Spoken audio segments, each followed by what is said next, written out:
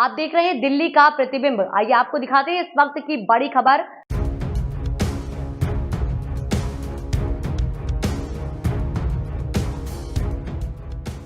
दिल्ली को नया मुख्यमंत्री मिलने वाला है। आतिशी 31 सितंबर को सीएम पद की शपथ ले लेंगी।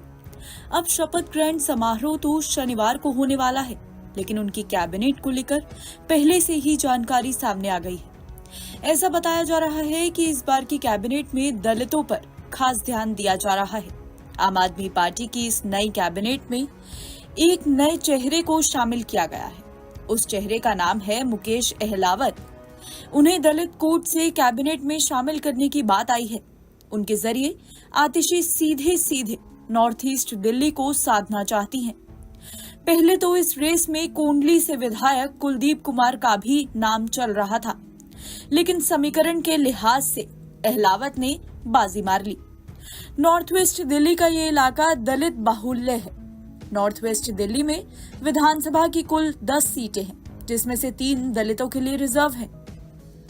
2020 के चुनाव में 10 में से 9 सीटों पर आम आदमी पार्टी को जीत मिली थी, लेकिन 2024 के लोकसभा चुनाव में आप और कांग्रेस गठबंधन को यहां बड़ा झटका लगा था। आपको बता दें कि लोकसभा चुनाव में जहां नॉर्थ वेस्ट दिल्ली में आप और कांग्रेस की करारी हार हुई, वहीं उसे विधानसभा की 10 में से सिर्फ 1 सीट पर बढ़त हासिल हुई। जिस सीट पर बढ़त हासिल हुई वो मुकेश अहलावत की सुल्तानपुर माजरा ही है। आतिशी कैबिनेट में 4 उन मंत्रियों को जगह दी गई है जो पहले केजरीवाल कैबिनेट में ही थे। आतिशी को जोड़ दिया जाए तो ये संख्या 5 हो जाती है। आपने आतिशी की नई कैबिनेट से संदेश दिया है कि सिर्फ केजरीवाल बदले हैं, कैबिनेट नहीं। मुख्यमंत्री नामित होने के बाद आतिशी ने भी कहा था कि हमारा लक्ष्य केजरीवाल को फिर से मुख्यमंत्री बनाना है। आपका कहना है कि कानूनी पचड़ों में फंसने और परेशान होने की वजह से केजरीवाल ने ये पद छोड़ा है। आप दिल्ली का आगामी चुनाव केजरीवाल को न्याय के मुद्दे पर ही लड़ेगी। हाल ही में आपके कार्यक्रम में अरविंद केजरीवाल ने कहा था कि आप सिर्फ एक सवाल पर वोट देना, केजरीवाल ईमानदार है या नहीं। कहा जा रहा है कि दिल्ली विधानसभा चुनाव में आप अपने कैंपेन में इसी को सबसे बड़ा मुद्दा बनाएगी। तो वहीं समीकरणों को देखें तो आतिशी कैबिनेट में SC/ST कोटे से मंत्री बनाना आप सरकार की राजनीतिक मजबूरी भी थी। सबसे पहले दिल्ली सरकार के SC/ST मामले के मंत्री राजेंद्र पाल गौतम को हिंदू देवी देवताओं के ऊपर गलत टिप्पणी करने की वजह से इस्तीफा देना पड़ा था, जिसके बाद वो आप छोड़कर कांग्रेस में शामिल हो गए। राजेंद्र पाल गौतम के बाद राजकुमार आनंद को SC/ST मामले का मंत्री बनाया गया था, फिर वो भी पार्टी छोड़कर बीजेपी में शामिल हो गए थे। गौरतलब है कि दिल्ली की 70 विधानसभाओं में से 12 विधानसभा सीट SC/ST के लिए रिजर्व है, जबकि 18 से 19 विधानसभा सीट पर SC/ST मतदाता की तादाद अच्छी खासी है। ऐसे में आम आदमी पार्टी चुनाव से पहले कोई रिस्क नहीं लेना चाहती है। लिहाजा दिल्ली कैबिनेट में SC/ST कोटे से मुकेश अहलावत एक नया चेहरा शामिल किया गया। इनके जरिए पार्टी जनता को मैसेज देने की कोशिश करेगी कि उन्हें SC/ST लोगों की खास फिक्र है। साथ ही इनके नाम के सहारे दिल्ली विधानसभा चुनाव में जनता के वोट लेने की भी कोशिश करेगी। देखिए, ये मैं कहना चाहूंगा कि ये सरकार केवल और केवल प्रोपेगेंडा कर रही है। एक साथ अगर चुनाव कराने की मंशा होती सरकार की, एक 1 नेशन 1 इलेक्शन, तो 4 स्टेट के चुनाव प्रस्तावित हैं अभी जो थे पहले, और सारे बाई इलेक्शन पूरे प्रदेश के अंदर उपचुनाव प्रस्तावित थे। तो उपचुनाव भी पार्ट वाइज इन्होंने कराया है, और मैं समझता हूं कि वो पूरी तरीके से अभी यूपी का 10 चुनाव बाकी है। सोचिए आप, बाकी स्टेट के हुए 13 जगह पे हुए, जहां 11 जगह कांग्रेस जीती, और 4 स्टेट में 2 करा रहे हैं, जम्मू कश्मीर और हरियाणा। अभी झारखंड और अभी महाराष्ट्र बाकी है। अगर इनकी मंशा अच्छी होती कि 1 नेशन 1 इलेक्शन, तो ये चारों स्टेट एक साथ कराते और सभी बाई इलेक्शन साथ में कराते। ये कोई मुद्दे इनको नहीं मिल रहा है, चुनाव सामने खड़ा है, कोई मुद्दा नहीं है, तो एक मुद्दा, एक हेडलाइन बनाने के लिए ये जानबूझकर केवल एक मुद्दा खड़ा किया जा रहा है। काम करने वाला व्यक्ति तुरंत काम करेगा और परिणाम देगा। ये सरकार महंगाई की बात नहीं कर रही, बेरोजगारी की बात नहीं कर रही, भ्रष्टाचार की बात नहीं कर रही, कानून व्यवस्था की बात नहीं कर रही। हम सब लोग निश्चित तौर से जो आज चीजें चल रही हैं, आज हम सब लोग, आज पूरी कांग्रेस पार्टी आज ये मांग करती है कि जो आज डिमांड है जनता की उसको पूरा करिए, लोगों को भ्रमित करने का काम मत करिए। तमाम राजनीतिक पार्टी इसके विरोध में हैं, कांग्रेस के साथ साथ और भी लोग हैं। नहीं, मैंने कहा ना कि आपकी मंशा ठीक नहीं है, कोई मुद्दा नहीं है जिसको जबरदस्ती मुद्दा बना रहे हैं। अगर आपकी मंशा साफ होती तो चारों स्टेट के चुनाव एक साथ होते, सारे बाई इलेक्शन एक साथ होते उपचुनाव। कांग्रेस जो प्रमुख हैं दिल्ली के, उन्होंने बिट्टू के खिलाफ कार्रवाई करने की मांग की है राहुल गांधी जी की टिप्पणी पर। यूपी कांग्रेस, आप किस तरीके से इसको देखते हैं और किस हम तरीके तो लगातार इस पे पूरे 18 मंडल पर हमारा प्रदर्शन हो रहा है। कल 16 पे हुआ, आज बनारस और मिर्जापुर हो रहा है। जो राहुल जी के बारे में अभद्र टिप्पणी किया है बिट्टू ने, अभद्र टिप्पणी किया संजय गायकवाड़ ने, एकनाथ शिंदे के, और यहाँ उत्तर प्रदेश के अंदर भी गलत तरीके से जो यहाँ पर भाजपा के नेताओं के द्वारा अभद्र टिप्पणी की जा रही है, ये लोगों की मानसिकता दूषित हो चुकी है। इनके पूरी तरीके से मैं कहूँ तो इनका पूरा दिमाग पूरी तरीके से दूषित हो चुका है और भारतीय जनता पार्टी संघ की मानसिकता, मोदी जी की मानसिकता सामने आ रही है। मैं तो नहीं कहना चाहूंगा कि राहुल गांधी जी के खिलाफ आज जो बोल रहे हो, आम जनता राहुल जी के साथ खड़ी है। गरीब आदमी, आपने देखा भी मऊ के लोग बैठे हैं, ये कह रहे हैं कि पूरा देश, पूरा समाज कांग्रेस की तरफ एक आशा भरी निगाहों से देख रहा है, क्योंकि राहुल गांधी जी एक उम्मीद की किरण बन गए हैं। एक उम्मीद के साथ लोग उनके साथ खड़े हैं। राहुल गांधी के बारे में जो भी सब बोलेगा, मैं समझता हूं कि जनता उतनी ही ज्यादा उद्वेलित होगी, जनता का लगाव झुकाव उतना ही कांग्रेस के साथ और बढ़ता जा रहा है। राष्ट्रीय अध्यक्ष जी ने साफ क्लियर किया है कि चुनावों के बाद सीएम का जो फेस है, चाहे हरियाणा में, हर जगह डिस्क्लोज किया जाएगा। और तमाम लोग कह रहे हैं कि भाजपा जो है वो पहले ही सीएम का फेस ये क्लियर कर देती है। देखिए, भारतीय जनता पार्टी कब मैदान छोड़कर भाग जाती है पता नहीं। हमारे यहाँ सामूहिक निर्णय होता है, सब लोग मिलकर लड़ते हैं। हर आदमी की जिम्मेदारी है, छोटा कार्यकर्ता हो, बड़ा हो, कोई भी हो, सांसद हो, विधायक हो, हम लोग मिलकर काम करते हैं, पार्टी के लिए काम करते हैं। संजय राउत जी थोड़ा सा नाराज चल रहे हैं महाराष्ट्र के कांग्रेस के लोगों से। उनका कहना है कि तारीख पर तारीख पड़ रही है और इसकी सारी गलती देरी से चुनाव होने की कांग्रेस की, महाराष्ट्र के कांग्रेस के नेताओं से। नहीं, चुनाव तो आयोग कराएगा, कांग्रेस के नेता थोड़ी करेंगे, तो आयोग कराएगा ना। मैं समझता हूँ कि आपस में लोग बैठ के जो भी समस्याएं होंगी उसका समाधान निश्चित तौर से प्रदेश और वहाँ का नेतृत्व और केंद्रीय नेतृत्व मिलकर कर। बसपा बड़ी बैठक कर रही है बाई इलेक्शन के लिए, क्या लगता है कि बसपा लड़ रही है कि? देखिए, बसपा की इस बार मजबूरी हो गई। बसपा कभी बाई इलेक्शन लड़ी है आज तक? कभी उपचुनाव लड़ी है बसपा? कभी नहीं लड़ी है, पहली बार लड़ रही। क्यों? क्योंकि उसका वोट बैंक उसके साथ नहीं रह गया, उनके लोग उनके साथ नहीं रह गए। क्यों? क्यों कोई भी आज अनुसूचित जात का व्यक्ति सताया जा रहा है, दबाया जा रहा है इस सरकार में। आज देख सकते हैं लगातार अनुसूचित वर्ग के लोगों की हत्याएं हो रही हैं। अभी आपने देखा लखीमपुर खीरी में एक अनुसूचित जात के बच्चे को उठा के पुलिस ले गई, उसको इतनी मार मारी कि उसकी अंडर कस्टडी उसकी मौत हो गई। दूसरी अनुसूचित जात की बिटिया के साथ राम मंदिर में सफाई कर्मचारी थी, वो साफ करती थी, उसके साथ भाजपा के नेता समेत 9 लोगों ने उसका बलात्कार किया और उसकी कोई कार्रवाई। 16 तारीख की घटना है, 2 तारीख FIR होता है। हम लोग उस पर दबाव बनाते हैं, तब जाकर उस पर आगे कार्रवाई हो रही है। मैं स्वयं उसके घर गया था, तो पूरी तरीके से अनुसूचित जात के लोगों के साथ अत्याचार अन्याय हो रहा है, जो कहीं न कहीं भाजपा पूरी तरीके से बसपा के साथ जो वर्ग था वो बसपा उसके साथ नहीं खड़ी हो पा रही है।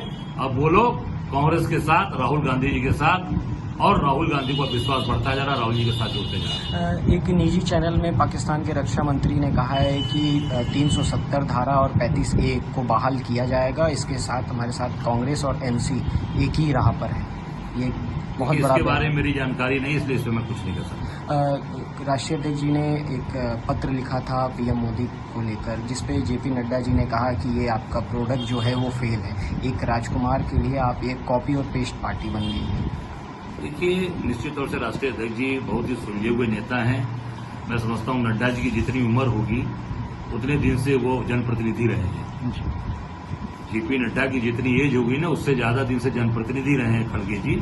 खड़गे जी को न समझाएं, खड़गे जी गार्जियन हैं, अभिभावक के तौर पे हैं, और जो उनका निर्णय है वो सर्वमान्य है। हम लोग दिल्ली NCR समेत देश भर के कई राज्यों में मौसम का मिजाज बदल गया है।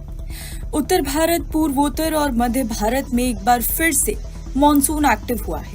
पिछले 2 दिनों में कई राज्यों में भारी बारिश के बाद मौसम सुहावना हो गया है। दिल्ली में तो 15 साल बाद सुबह इतनी ठंडी दर्ज की गई है।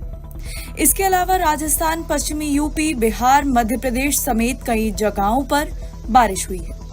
मौसम विभाग ने आज भी कई जगहों पर बारिश की संभावना जताई है। आइए जानते हैं कि आज का मौसम कैसा रहेगा। बात अगर राजधानी दिल्ली की करें तो राजधानी दिल्ली में पिछले 2 दिनों में अच्छी बारिश दर्ज की गई है। बारिश के बाद दिल्ली का तापमान भी गिर गया है और लोगों को गर्मी से काफी ज्यादा राहत मिली है। दिल्ली में पिछले 15 सालों बाद सितंबर महीने में इतनी ठंडी सुबह दर्ज की गई है। गुरुवार सुबह दिल्ली में न्यूनतम तापमान 21.1 डिग्री रहा। ये सामान्य से 4 डिग्री कम है। मौसम विभाग के अनुसार आज भी दिल्ली के आसमान में बादल छाए रहेंगे। हालांकि भारी बारिश के आसार नहीं है, लेकिन हल्की बूंदाबांदी हो सकती है। इसके अलावा आज दिल्ली के तापमान में भी हल्का इजाफा हो सकता है। मौसम विभाग ने राजस्थान के कुछ जिलों में अगले 24 घंटों में बारिश के आसार जताए हैं। बारिश पूर्वी राजस्थान के इलाकों में हो सकती है। वहीं पश्चिमी राजस्थान में मौसम शुष्क बना रहेगा। मध्य प्रदेश के ऊपर बना दबाव का क्षेत्र कमजोर हो गया है। इससे बारिश की गतिविधियां कम हो जाएंगी। हालांकि आज पूर्वी राजस्थान में हल्की से मध्यम बारिश हो सकती है, लेकिन राजस्थान के जैसलमेर से मध्य प्रदेश की ओर वेस्टर्न डिस्टर्बेंसेस के चलते अभी कुछ दिनों तक बूंदाबांदी का दौर जारी रह सकता है। मैदानी इलाकों के साथ साथ पहाड़ों पर भी बारिश इन दिनों तबाही मचा रही है।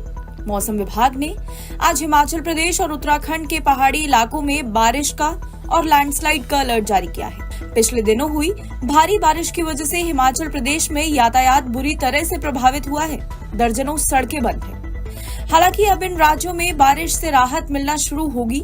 मौसम विभाग के मुताबिक उत्तराखंड में अब मौसम साफ होना शुरू हो जाएगा। कुछ इलाकों में अभी भी हल्की बारिश हो सकती है।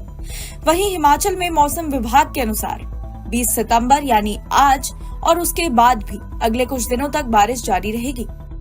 तो वहीं मौसम विभाग ने अपने पूर्वानुमान में ये भी बताया है कि आज से देश भर में भारी बारिश पर ब्रेक लगना शुरू हो जाएगा। अगले 4-5 दिनों के दौरान देश के किसी भी हिस्से में भारी बारिश होने की संभावना नहीं है। 20 और 21 सितंबर को अंडमान निकोबार में भारी बारिश का अलर्ट जारी किया गया है, जबकि अन्य राज्यों में हल्की से मध्यम बारिश हो सकती है।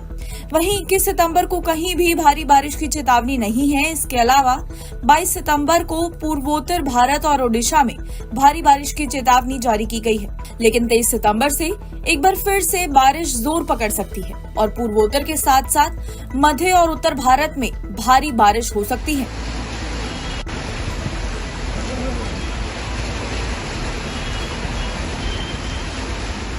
भारतीय जनता पार्टी ने संकल्प पत्र रिलीज किया है।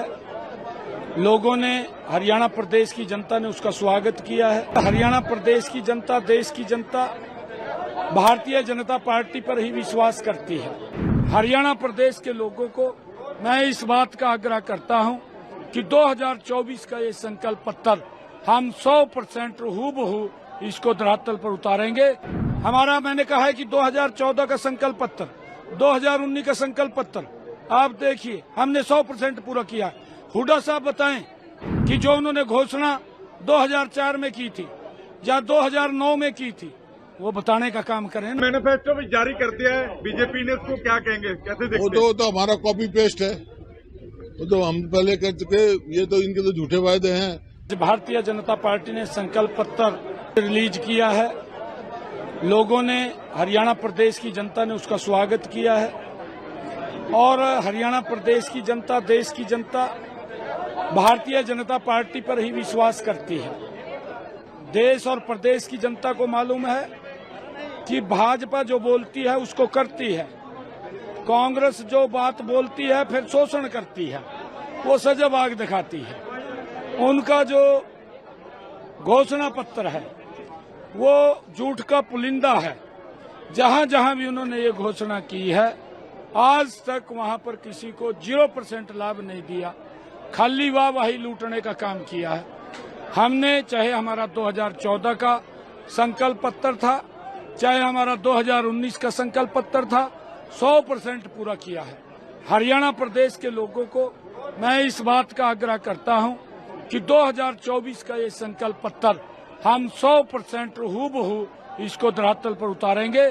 आप लोगों का आशीर्वाद, प्यार, स्नेह भारतीय जनता पार्टी को। भूपेंद्र सिंह हुड्डा का भी बयान इसका कॉपी है। इसके साथ ही लोग कह रहे हैं कि जितना उस पर बोलने के लिए कुछ नहीं है, बोलने के लिए कुछ नहीं है। हमारा, मैंने कहा है कि 2014 का संकल्प पत्र, 2019 का संकल्प पत्र आप देखिए हमने 100% पूरा किया। हुड्डा साहब बताएं कि जो उन्होंने घोषणा 2004 में की थी या 2009 में की थी, वो बताने का काम करें ना। खाली घोषणाएं रहेगी, डस्टबिन में डाल दिया। हुड्डा साहब के तो याद भी नहीं होगा हमारी 2004 की क्या घोषणाएं थी, 2009 की क्या घोषणाएं थी, क्योंकि पढ़ते नहीं है उसको। ये तो खाली लोगों को सजबाग दिखाते हैं, वोट ले लेते हैं, चले जाते हैं। परंतु मैंने कहा है कि 2014 का हमने अपना संकल्प पत्र 100% उतारा है, लोगों को लाभ दिया है। 2019 का संकल्प पत्र 100% पूरा किया है।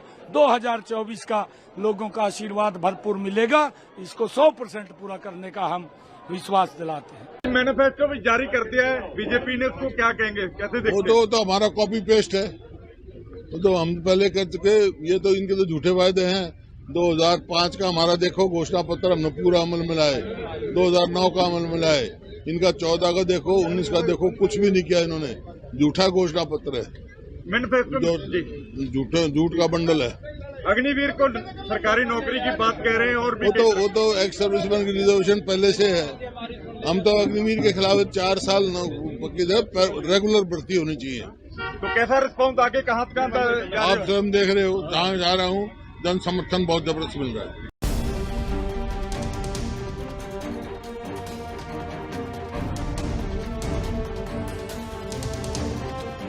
प्रधानमंत्री नरेंद्र मोदी 2 दिन बाद यानी 21 सितंबर से अमेरिका के दौरे पर रहेंगे। इस यात्रा के दौरान प्रधानमंत्री विल्मिंगटन, डेलावेयर में चौथे क्वाड नेताओं के शिखर सम्मेलन में भी भाग लेंगे, जिसकी मेजबानी संयुक्त राज्य अमेरिका के राष्ट्रपति जो बाइडेन करेंगे। पीएम मोदी के अमेरिकी दौरे पर आज भारत के विदेश मंत्रालय ने एक प्रेस कॉन्फ्रेंस की। भारत के विदेश सचिव विक्रम मिस्री ने बताया कि ये राष्ट्रपति बाइडेन और जापान के प्रधानमंत्री किशिदा के लिए ये एक तरह का विदाई कार्यक्रम जैसा होगा। बता दें कि इस दौरान संयुक्त राष्ट्र महासभा में प्रधानमंत्री मोदी की स्पीच भी होगी। विदेश मंत्रालय ने बताया कि प्रधानमंत्री और राष्ट्रपति जो बाइडेन के बीच एक सार्थक जुड़ाव का अवसर होगा, जहां उन्हें भारत और संयुक्त राज्य अमेरिका के बीच व्यापक वैश्विक रणनीतिक साझेदारी की समीक्षा करने का अवसर मिलेगा। इस साल क्वाड शिखर सम्मेलन की मेजबानी करने के अमेरिकी पक्ष के अनुरोध के बाद भारत ने 2025 में अगला क्वाड शिखर सम्मेलन की मेजबानी करने पर सहमति दी है। भारतीय विदेश सचिव ने इस बात की पुष्टि नहीं की कि पीएम मोदी अपनी अमेरिका यात्रा के दौरान राष्ट्रपति उम्मीदवार डोनाल्ड ट्रंप से मुलाकात करेंगे या नहीं। उन्होंने कहा कि विभिन्न बैठकें जिनमें अभी भी काम किया जा रहा है, उस पर भी बातचीत होगी। विदेश मंत्रालय ने आगे ये भी बताया कि क्वाड शिखर सम्मेलन में नेता पिछले 1 साल में क्वाड द्वारा प्राप्त प्रगति की समीक्षा करेंगे और इंडो पैसिफिक क्षेत्र के देशों को उनके विकास लक्ष्यों और आकांक्षाओं को पूरा करने में सहायता करने के लिए आने वाले साल का एजेंडा भी तैयार करेंगे।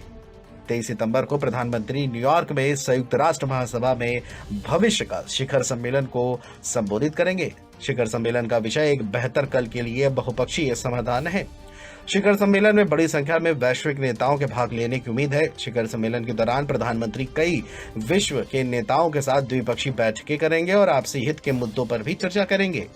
वहीं न्यूयॉर्क में रहते हुए प्रधानमंत्री 22 सितंबर को भारतीय समुदाय के एक समूह को भी संबोधित करेंगे। प्रधानमंत्री नरेंद्र मोदी अमेरिका स्थित प्रमुख कंपनियों के सीईओ के साथ बातचीत भी करेंगे ताकि एआई, क्वांटम कंप्यूटिंग, सेमीकंडक्टर और जैव प्रौद्योगिकी के अत्याधुनिक क्षेत्रों में दोनों देशों के बीच अधिक सहयोग बढ़ाया जा सके। प्रधानमंत्री नरेंद्र मोदी के विचारों और भारत अमेरिका द्विपक्षीय परिदृश्य में सक्रिय अन्य हितधारकों के साथ बातचीत करने की भी उम्मीद है। आपने किया क्या जिसके वजह से कह सकता है कि हमने कुछ अच्छा किया? आपने बहुत बड़ी अस्पताल बना दी, एम्स बनाया, कहाँ है वो? मैंने इनसे कहा था कि इन लोगों को आप छोड़ रहे हैं, ये ही हमारे बर्बादी का आलम होगा। मैं पाकिस्तानी तो हूँ नहीं, मैं भारत का बाशिंदा। जम्मू में जिस वर्ग से स्वीप चल रही है, बोल रहे हैं भाजपा जो है स्वीप करेगी जम्मू की सारी चीजों पर, तो एनसी कहाँ देखती है आपने? देखिए, पहले वो देखेंगे ना कि कौन स्वीप करना है। मुझे ये बताइए, इन्हें जम्मू के लिए क्या किया? न जम्मू के लोगों को नौकरियां, न जम्मू के लोगों को कोई ठेके, सारे बाहर से लाए हैं, मजदूर भी बाहर से लाए हैं। इनने जम्मू के लिए किया क्या जिसकी वजह से कह सकता है कि हमने कुछ अच्छा किया?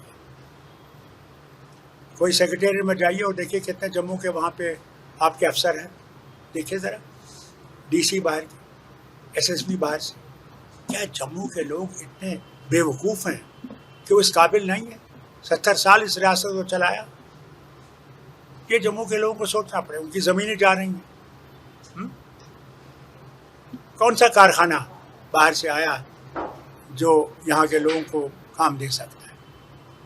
तो पूछिए लोगों से, महंगाई का आलम देखिए वो क्या है।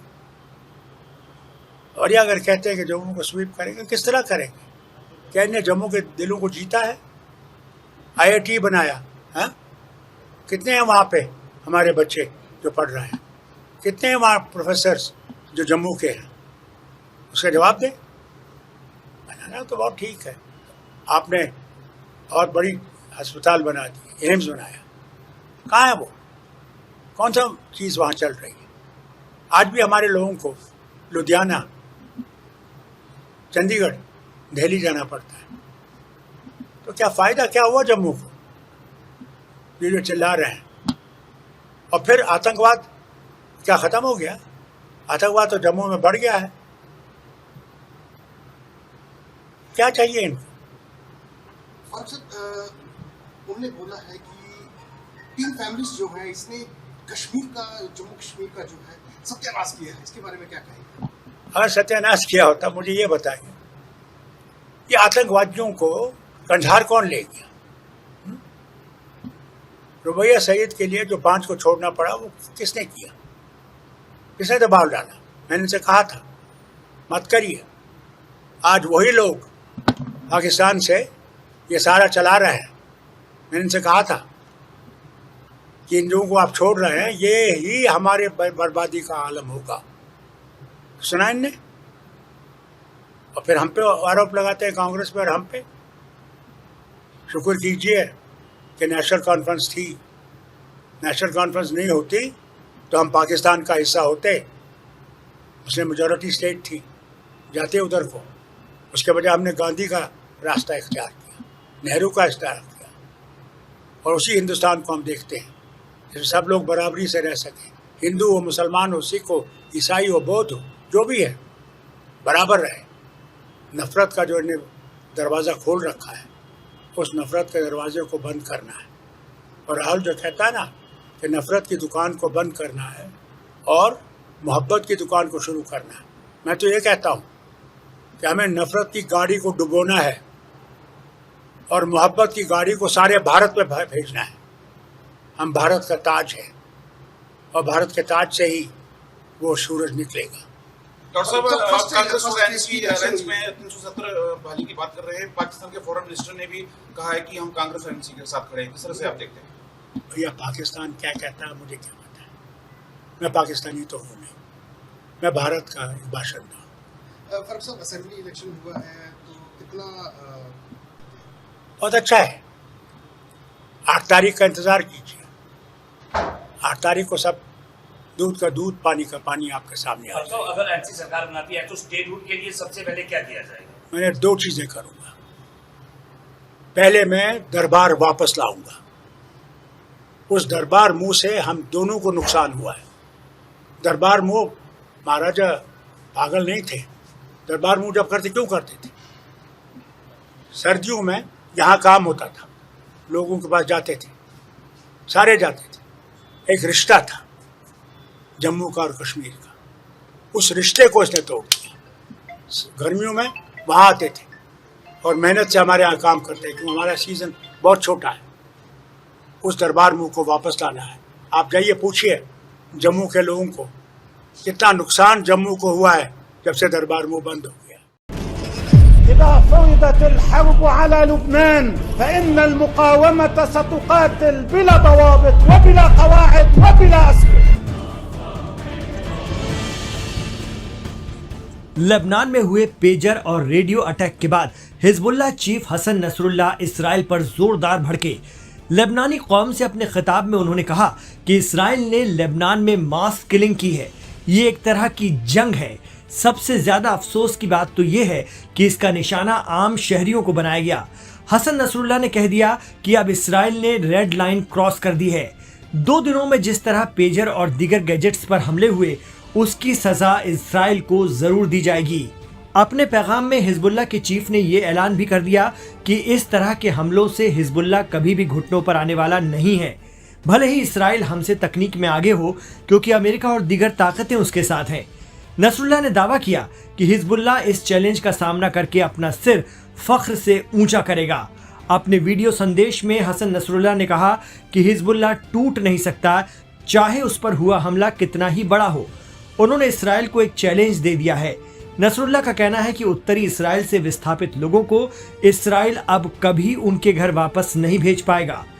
हसन नसरुल्लाह का कहना है कि इसराइल इस तरह के हमले करके लेबनान के लोगों को खौफजदा करना चाहता है, साथ ही लोगों के बीच दरार पैदा करना चाहता है, लेकिन ऐसा कभी नहीं हो पाएगा।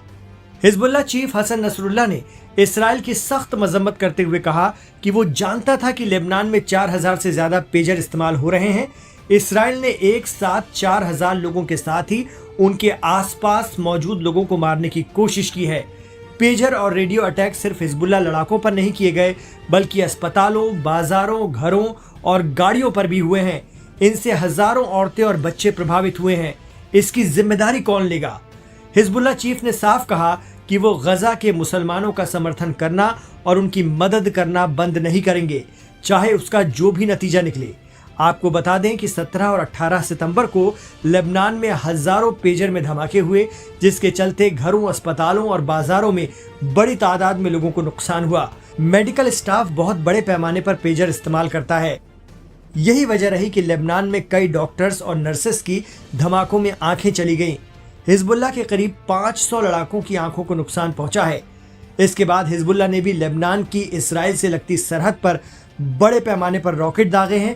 साथ ही जैसा कि आरोप लग रहा है कि अगर ये काम इसराइल का है, तो आगे आने वाले दिनों में हिजबुल्लाह की तरफ से उसे बड़ा नुकसान उठाना पड़ सकता है।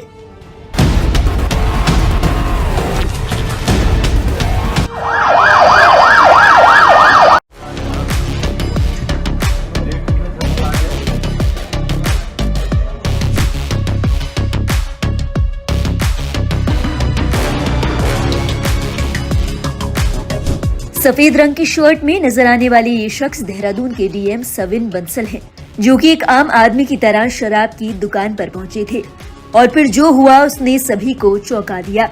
दरअसल डीएम को इस बात की शिकायत मिली थी कि यहाँ के दुकानदार शराब की बोतलों के दाम बढ़ाकर बेचते हैं। इस शिकायत की जांच करने के लिए डीएम खुद दुकान पर पहुंचे। एक आम ग्राहक की तरह वो लाइन में खड़े होकर इंतजार करने लगे।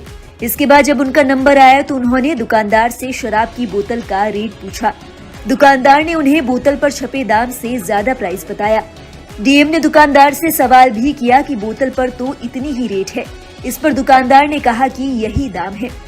दुकानदार के रंगे हाथों पकड़े जाने के बाद डीएम साहब ने अपना सही परिचय बताया तो दुकानदार के होश फाख्ता हो गए।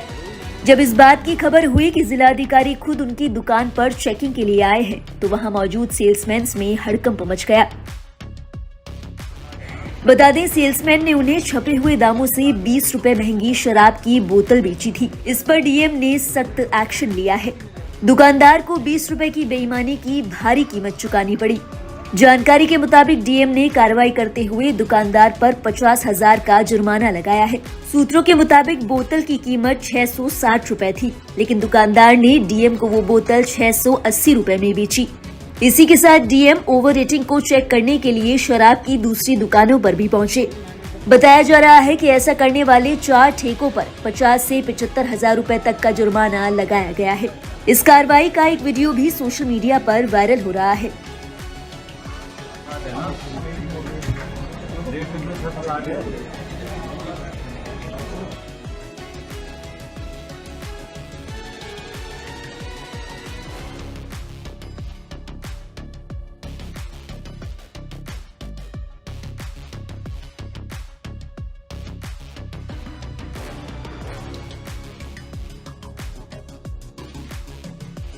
पहले से शिकायत है।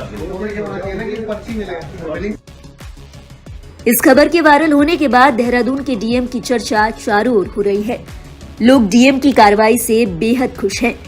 लोगों का कहना है कि अगर हर अधिकारी इसी तरह ड्यूटी करें तो क्या मजाल है कि ग्राहक को परेशान होना पड़े। इस वायरल वीडियो पर लोग तमाम तरह के रिएक्शंस दे रहे हैं। इसी कड़ी में एक यूजर ने लिखा, हर डीएम को जमीन पर उतरकर हकीकत को जानना चाहिए। सिर्फ शराब ही नहीं, हर चीज में ऐसी ही धांधली होती है। डीएम को सैल्यूट है। इस पर एक अन्य यूजर ने लिखा, हर अधिकारी इसी तरह स्वयं निरीक्षण करे तो भ्रष्टाचार में काफी कमी आ सकती है, परंतु ये एसी कमरे और अच्छी पोस्टिंग का मोह है जो कुछ करने ही नहीं देता। सलाम है से अधिकारी जी को।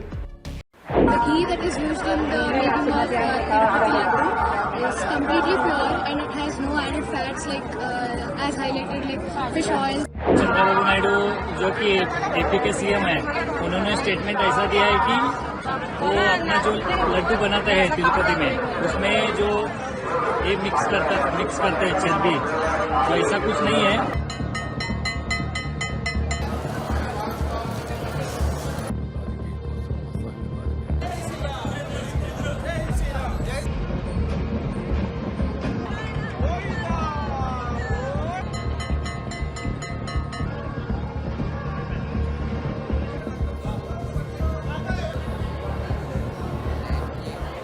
आज आंध्र प्रदेश शासन में जो प्रसार हो रहा है कि अब जो गवर्नमेंट आने के बाद लैब टेस्ट रिपोर्ट देने के बाद अब अच्छे स्वच्छता के साथ जो लड्डू दे रहे बोल रहे और जरूर सही है।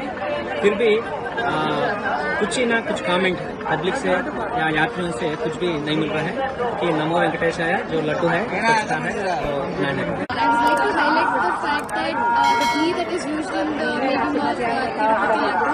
Is completely pure and it has no added fats like as highlighted like fish oils and all of that. It is completely pure. मैं दो पहले तिरुपति को आया था, दो पहले जैसा ही टेस्ट था ना वैसा ही इस बार ही लड्डू का टेस्ट वही है। अभी जो मैं आज मॉर्निंग को चंद्रबाबू नायडू जो कि एपी के सीएम है, उन्होंने स्टेटमेंट ऐसा दिया है कि वो अपना जो लड्डू बनाता है तिरुपति में, उसमें जो ये मिक्स करते हैं चर्बी, तो ऐसा कुछ नहीं है। मेरे ख्याल से मैं बोले तो ईयरली में 5-6 बार तिरुपति को आ जाता हूँ। जो टेस्ट है वही लड्डू का टेस्ट है। तिरुपति में जो लड्डू का प्रसाद बांटा जा रहा है, पहले का लड्डू का स्वाद अभी का लड्डू का स्वाद वही है, एक ही है और अच्छा है, बहुत पसंद है। ओम नमो वेंकटेश। अभी रिपोर्ट का तो सही है, वो कैसा लाडू बन रहे हैं वैसा ही लाडू बन रहे हैं। Yesterday CM also same to same है, okay, कुछ नहीं फर्क। okay. नोई जो हमारे यहाँ की पेशेंट थी इनफर्टिलिटी ट्रीटमेंट के लिए, उनके यूट्रस में एक मायोमा गांठ थी जिसके लिए उनको दूरबीन सर्जरी के लिए 5 तारीख को हमने एडमिट किया था। 5 को दिन में उनकी सर्जरी हो गई थी। पेशेंट सर्जरी के बाद रूम में वार्ड में शिफ्ट हो गया था। पहले 8 बजे तक वो पोस्ट ऑपरेटिव वार्ड में बिल्कुल कंफर्टेबल रही, पैरामीटर सारे नॉर्मल रहे, कोई ब्लीडिंग पीवी नहीं था, कोई ब्लीडिंग नहीं थी यूट्रस की।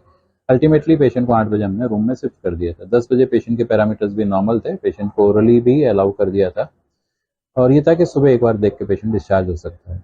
मॉर्निंग में पेशेंट को थोड़ी रेस्टलेसनेस और इरिटेबिलिटी होने लगी, तो डॉक्टर ने जब 8 बजे राउंड लिया और फिर 9 बजे जब इलेक्ट्रोलाइट्स हमने कराए तो मालूम चला सोडियम थोड़ा कम है, पर इरिटेबिलिटी काफ़ी थी। तो वो देख के पेशेंट को हमने आईसीयू में शिफ्ट किया मैनेजमेंट के लिए। तब तक एनेस्थेटिस्ट जो जिन्होंने ओटी में भी काम किया था, डॉक्टर जितेंद्र, वो भी आ गए थे, फिजिशियन डॉक्टर अनिल भी थे। उन दोनों ने मिलकर ही तय किया कि आईसीयू में इनको बेटर मैनेज कर सकते हैं। पर कांस्टेंट इरिटेबिलिटी, अनरेस्टफुल जो पेशेंट था वो बना रहा और पैरामीटर्स हम लोगों ने मैनेज करने की कोशिश की, डोपामिन से, नोरेट से।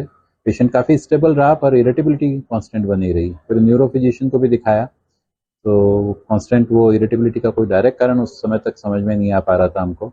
कार्डियोलॉजिस्ट ने भी देखा, इकोकार्डियोग्राफी भी की, कोई मेजर कारण वहाँ पे भी नहीं मिला। एब्डोमिनल स्कैन भी कराया आईसीयू में, वहाँ पे भी हमें कोई ऐसा मेजर कारण नज़र नहीं आया ब्लीडिंग का या कोई पोस्ट ऑपरेटिव कॉम्प्लिकेशंस का।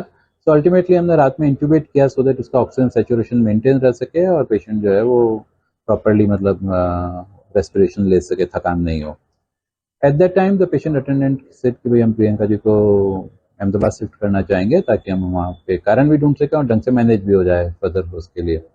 तो सुबह इसी रात में क्योंकि पेशेंट इतना इरिटेबल थे तो हम लोग सीटी यहाँ नहीं कर पाए। पेशेंट का अटेंडेंट का भी था कि सर अब वहीं जा रहे हैं तो वहीं हम सीटी कर लेंगे। वहाँ जब पेशेंट अनइवेंटफुली ट्रांसफ़र हो गई 5:30-6 बजे तक अहमदाबाद पहुँच गए।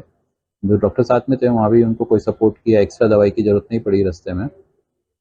जाने के बाद जब वहाँ सीटी स्कैन हुआ तो मालूम चला कि पेशेंट को जो है ब्रेन में एक एवी मेलफॉर्मेशन था फ्रंटल लोब में जो ब्लीड हुआ है और वो इस पूरी मोर्टलिटी या इस सारी कॉन्सिक्वेंसेज या कॉम्प्लिकेशंस के लिए मोस्टली रिस्पॉन्सिबल है।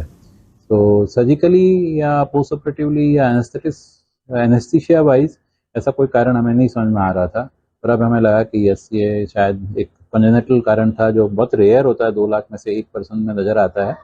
वो था और वो ब्लीड हो गया, उसके कारण से मिसेस प्रियंका को इस सारी सिचुएशन से पास होना पड़ा। बहुत ही अनफॉरगेटेबल और ट्रेजिक इवेंट है हमारे लिए भी और परिवार के लिए भी, पेशेंट को इस तरह की फेस से निकलना पड़ा।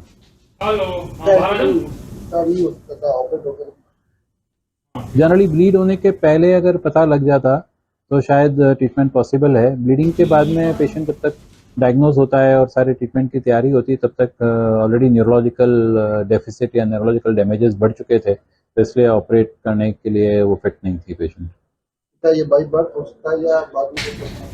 मोस्ट ऑफ द टाइम ये बाई बर्थ ही होते हैं, डेवलपमेंटल कम ही होते हैं, कंजेनिटली होते हैं, डेवलपमेंटल रेयर हैं। क्योंकि ऐसा जितना रेयर है तो बहुत ज़्यादा इसके बारे में इंफॉर्मेशन साइंस को भी नहीं है, पर हाँ मोस्ट ऑफ द टाइम ये कंजेनिटली जन्म के साथ ही मिलता है। झारखंड विधानसभा चुनाव की सुगबुगाहट तेज होने लगी है। बीजेपी हेमंत सरकार को सत्ता से हटाने के लिए चुनाव से पहले परिवर्तन यात्रा निकाल रही है, जिसको लेकर पार्टी व्यापक तैयारियों में जुटी नजर आ रही है। इस बीच पार्टी ने एक पोस्टर जारी किया है। इस पोस्टर को लेकर चर्चा तेज है। 20 दिन पहले भारतीय जनता पार्टी में शामिल हुए झारखंड के पूर्व मुख्यमंत्री चंपई सोरेन के साथ खेल होता हुआ नजर आया है। जमशेदपुर में पीएम मोदी की रैली में सुर्खियां बटोरने वाले चंपई को बीजेपी ने पोस्टर से ही गायब कर दिया। चुनाव से पहले परिवर्तन यात्रा का मकसद हेमंत सोरेन को सत्ता से हटाना है। पार्टी ने इसी यात्रा को लेकर पोस्टर जारी किया है, उससे चंपई गायब है। पोस्टर से चंपई के गायब होने को लेकर स्थानीय बीजेपी नेताओं ने चुप्पी साध ली है। पोस्टर में कुल 5 नेताओं को मिली जगह। बीजेपी झारखंड की तरफ से परिवर्तन यात्रा को लेकर पोस्टर जारी किया गया। इस पोस्टर में कुल 5 नेताओं को जगह मिली है। इनमें झारखंड के 3 और राष्ट्रीय स्तर के 2 नेता शामिल हैं। राष्ट्रीय कोटे से प्रधानमंत्री नरेंद्र मोदी और जेपी नड्डा को पोस्टर में जगह मिली है, जबकि झारखंड से प्रदेश अध्यक्ष बाबूलाल मरांडी, पूर्व सीएम अर्जुन मुंडा और नेता प्रतिपक्ष अमर कुमार बावरी भी तस्वीर में है। पोस्टर के सबसे नीचे बीजेपी का चुनावी स्लोगन "ना सहेंगे ना कहेंगे, बदल के रहेंगे" को भी जगह दी गई है। जेएमएम से बगावत कर बीजेपी में शामिल हुए पूर्व मुख्यमंत्री चंपई सोरेन पोस्टर से गायब दिखे। पोस्टर से गायब चंपई, क्या है सियासी मायने? बीजेपी के पोस्टर से चंपई सोरेन के गायब होने के सियासी मायने निकाले जा रहे हैं। वजह 2 महीने बाद होने वाला झारखंड का विधानसभा चुनाव है। कहा जा रहा है कि चंपई के पोस्टर से गायब कर बीजेपी ने 2 संदेश एक साथ दे दिए हैं। पहला संदेश ये कि बीजेपी में बाबूलाल मरांडी ही नेता है और पार्टी उन्हीं के नेतृत्व में चुनाव लड़ेगी। झारखंड परिवर्तन यात्रा को बाबूलाल मरांडी ही लीड कर रहे हैं। बाबूलाल मरांडी झारखंड के पहले मुख्यमंत्री थे। हालांकि बीजेपी चुनाव से पहले मुख्यमंत्री का चेहरा किसी को घोषित करेगी, इसकी उम्मीद कम ही नजर आती है। दूसरा, भविष्य में चंपई को अगर कोई बड़ी भूमिका मिलती है तो वो भी झारखंड के बाहर का ही होगा। पहले भी इस बात की चर्चा झारखंड के सियासी गलियारों में रही है। कहा जाता है कि चंपई अगर बेहतरीन प्रदर्शन करते हैं तो उन्हें केंद्रीय स्तर पर बीजेपी कोई जिम्मेदारी दे सकती है। झारखंड की सियासत में चंपई कितने मजबूत? झारखंड आंदोलन के जरिए राजनीति में आए चंपई सोरेन झारखंड मुक्ति मोर्चा के दिग्गज नेताओं में माने जाते थे। चंपई 5 बार सरायकेला सीट से विधायक चुने जा चुके हैं। झामुमो में रहते हुए उनके पास कोल्हान की जिम्मेदारी थी। चंपई को झामुमो के भीतर कोल्हान का टाइगर भी कहा जाता था। कोल्हान मंडल में विधानसभा की कुल 14 सीटें आती हैं। 2019 के चुनाव में इन 14 में से 13 पर जेएमएम और कांग्रेस को जीत मिली थी। 1 सीट पर निर्दलीय उम्मीदवार को जीत मिली थी।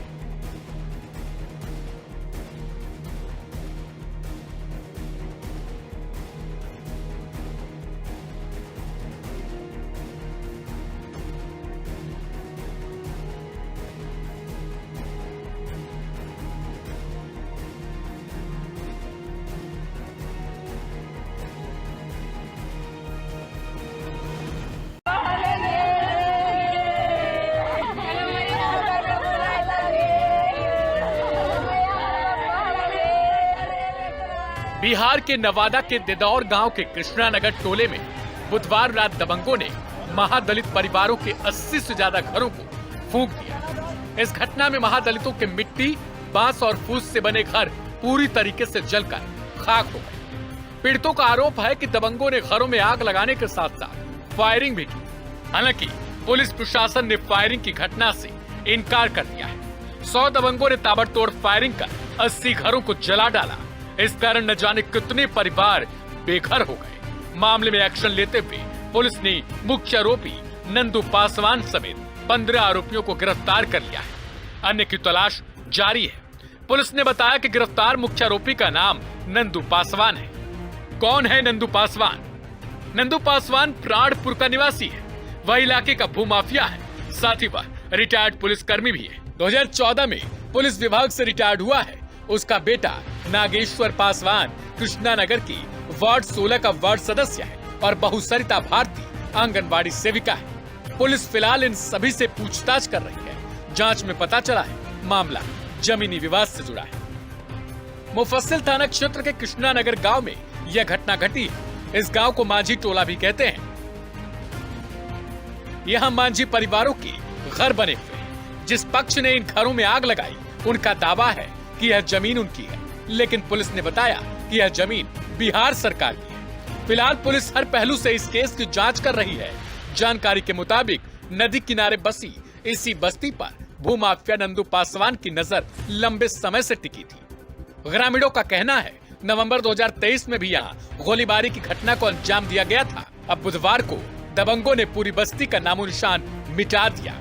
मांझी टोला के ग्रामीण की माने तो बुधवार शाम को 6:30 बजे के करीब जब हम लोग खाना बनाकर बैठे ही थे कि तभी हमें चीखने चिल्लाने की आवाजें आई। हमने बाहर आकर देखा कि 100 से ज्यादा लोग, जिनमें नंदू पासवान भी शामिल था, वो हमारी बस्ती में घुस आए। सभी लोगों के हाथों में बंदूकें थी। वो बस्ती में तहस नहस करने लगे। हमने उन्हें रोकने की पुरजोर कोशिश की। उनके सामने जो कोई भी आ रहा था वो उसे पीट दे रहे थे। थोड़ी देर में उन लोगों ने बस्ती के 80 घरों में पेट्रोल छिड़का और आग लगा दी। बता दें कि मामले में पुलिस ने मुख्य आरोपी नंदू पासवान समेत 15 लोगों को गिरफ्तार किया है। बाकी की तलाश में पुलिस की टीमें जुटी हुई है। फिलहाल मामले में जांच जारी है। पुलिस का कहना है कि जल्द ही बाकी आरोपियों को गिरफ्तार कर लिया जाएगा।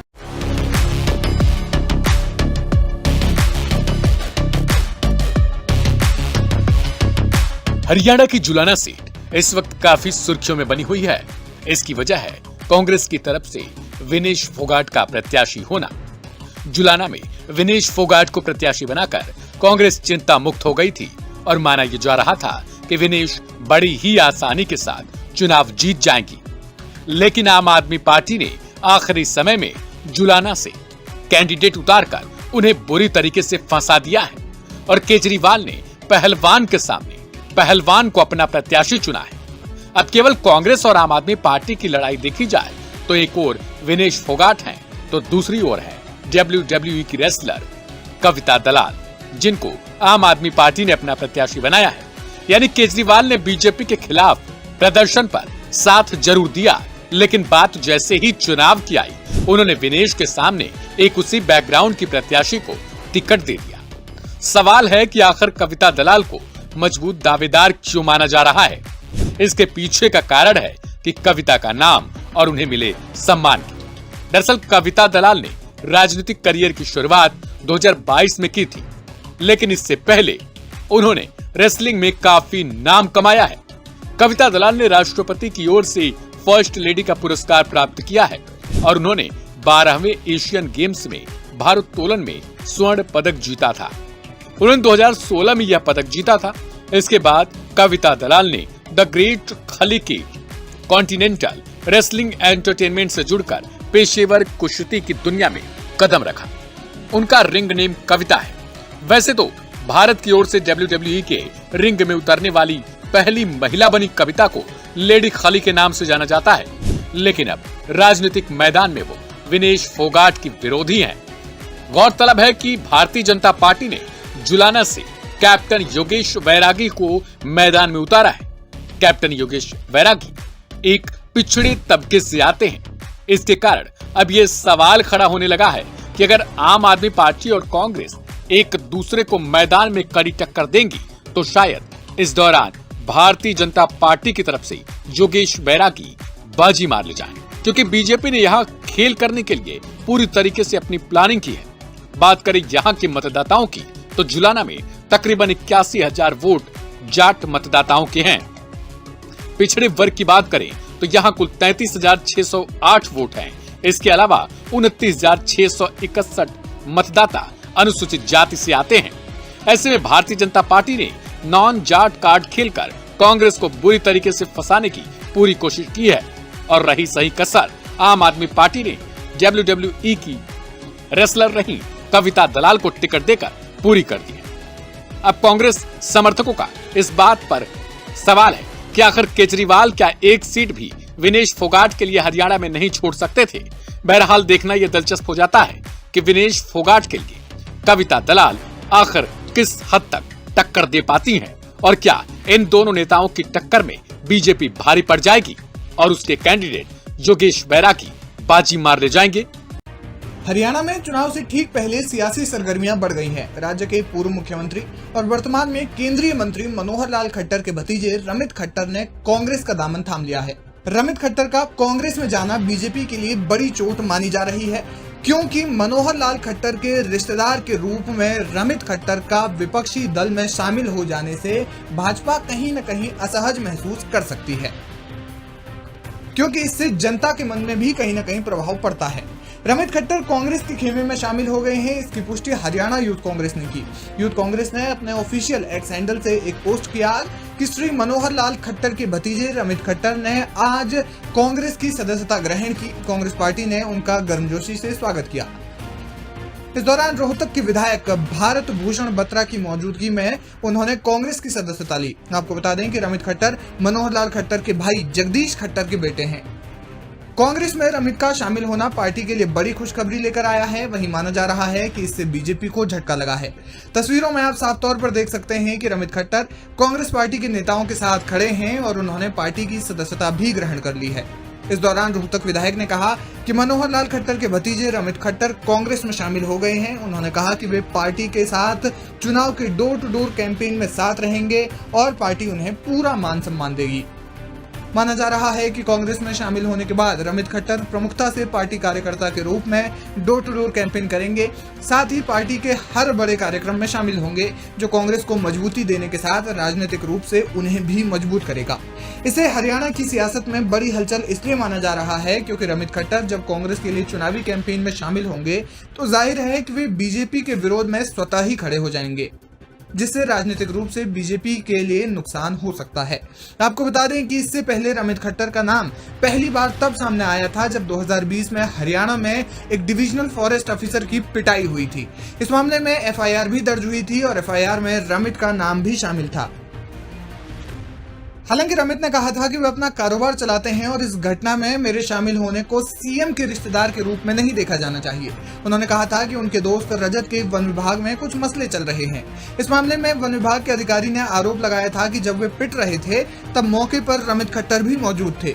इसकी सफाई देते हुए रमित खट्टर ने कहा था कि वे चंडीगढ़ जा रहे थे, लेकिन अपने दोस्त के कहने पर वे वन विभाग के ऑफिस में आ गए। वहां उनके दोस्त रजत का कोई काम था। हालांकि मामले में फॉरेस्ट ऑफिसर ने कहा था कि वे नहीं जानते थे कि रमित तत्कालीन सीएम मनोहर लाल खट्टर के रिश्तेदार हैं, क्योंकि उन्होंने अपना परिचय उस तरह से करवाया ही नहीं था। ये मामला बाद में शांत हो गया था। इंटरनेट पर रमित के बारे में बहुत ज्यादा जानकारी उपलब्ध नहीं है। बहरहाल उनके कांग्रेस में शामिल होने से हरियाणा की सियासत में क्या और कितना फर्क पड़ता है, ये तो समय ही बताएगा। केंद्र की मोदी सरकार में लगातार प्रवर्तन निदेशालय यानी कि ईडी की छापेमारी चल रही है। इसी क्रम में एक रिटायर्ड आईएएस अधिकारी के ठिकाने पर छापेमारी के दौरान ईडी अधिकारियों की आंखें खुली की खुली रह गईं। बताया जा रहा है कि ये आईएएस अधिकारी उत्तर प्रदेश से ताल्लुक रखते हैं और एक समय में यूपी की ब्यूरोक्रेसी में सबसे ताकतवर अधिकारियों के लिस्ट में शुमार थे। ईडी को छापेमारी में करोड़ों की नकदी के साथ ही भारी मात्रा में हीरे, सोने के कीमती आभूषण भी मिले। आइए जानते हैं कि आखिर कौन है वो आईएएस अधिकारी जो धन कुबेर बना बैठा है। दरअसल मोहिंदर सिंह यूपी कैडर के आईएएस अधिकारी रहे हैं। अब उनकी मुश्किलें बढ़ती चली जा रही हैं। प्रवर्तन निदेशालय यानी कि ईडी ने पूर्व आईएएस मोहिंदर सिंह के चंडीगढ़ आवास पर रेड की। इसके साथ ही दिल्ली, नोएडा, मेरठ और गोवा स्थित ठिकानों पर भी प्रवर्तन निदेशालय ने छापा मारा। वहीं छापेमारी के दौरान ईडी अधिकारी भी दंग रह गए, क्योंकि ईडी को छापेमारी में रिटायर आईएएस के आवास से हीरे और सोने का खजाना मिला है। सूत्रों की माने तो पूर्व आईएएस के आवास से बेशकीमती हीरे मिले। इनकी कीमत 12 करोड़ रुपए बताई जा रही है। इसके साथ ही ईडी के अधिकारियों को छापेमारी में 7 करोड़ रुपए कीमत के सोने के जेवरात भी मिले। ईडी की छापेमारी का शिकार हुआ पूर्व आईएएस मोहिंदर सिंह को लेकर बताया जा रहा है कि बसपा सरकार में उनकी तूती बोलती थी। मोहिंदर सिंह नोएडा ग्रेटर नोएडा प्राधिकरण के सीईओ और चेयरमैन भी रह चुके हैं। पूरे 5 साल मोहिंदर सिंह इन दोनों ही पदों पर तैनात रहे। नोएडा में उनकी तैनाती के दौरान जुड़े कई मामलों में जांच चल रही है। Mohinder Singh Supertech twin tower मामले में दोषी पाए गए थे। विजिलेंस ने इनके खिलाफ मामला दर्ज किया था। इतना ही नहीं, बसपा सरकार में लखनऊ और नोएडा में महापुरुषों के नाम पर बने स्मारकों और पार्कों के निर्माण घोटाले भी सामने आ चुके हैं। यह करीब 14 अरब रुपए का मामला था। बता दें कि ईडी ने नोएडा स्थित हसिंडा प्रोजेक्ट प्राइवेट लिमिटेड कंपनी के निवेशकों और उनके सहयोगियों के 12 ठिकानों पर छापेमारी की। इस छापेमारी में अकेले यूपी के पूर्व आईएएस सरदार मोहिंदर सिंह के चंडीगढ़ आवास से 7 करोड़ के हीरे बरामद हुए। वहीं कंपनी से जुड़े मेरठ के कारोबारी आदित्य गुप्ता के आवास से 5 करोड़ रुपए के हीरे जवाहरात और अहम दस्तावेज बरामद होने की बात कही जा रही है। छापेमारी के दौरान 6 बैंक लॉकरों की भी जानकारी मिली, जिन्हें सील कर दिया गया है। लग्जरी फ्लैट के नाम पर निवेशकों से ठगी के मामले में जांच कर रही ईडी ने मंगलवार को कंपनी से जुड़े लोगों के मेरठ, दिल्ली, चंडीगढ़ और गोवा स्थित कुल 12 ठिकानों पर छापेमारी की। छापेमारी के दौरान मिले दस्तावेजों में कंप्यूटर की हार्ड डिस्क और मोबाइल जब्त कर उनकी जांच भी शुरू कर दी गई। वहीं मोहिंदर सिंह की बात करें तो वो उत्तर प्रदेश कैडर के आईएएस अधिकारी रहे। उन्होंने 1977 में यूपीएससी परीक्षा पास की और 1978 बैच के आईएएस अधिकारी बने। वो 31 जुलाई 2012 को रिटायर हो गए थे। रिटायरमेंट से पहले मोहिंदर सिंह की गिनती उत्तर प्रदेश के ताकतवर अफसरों में से की जाती थी।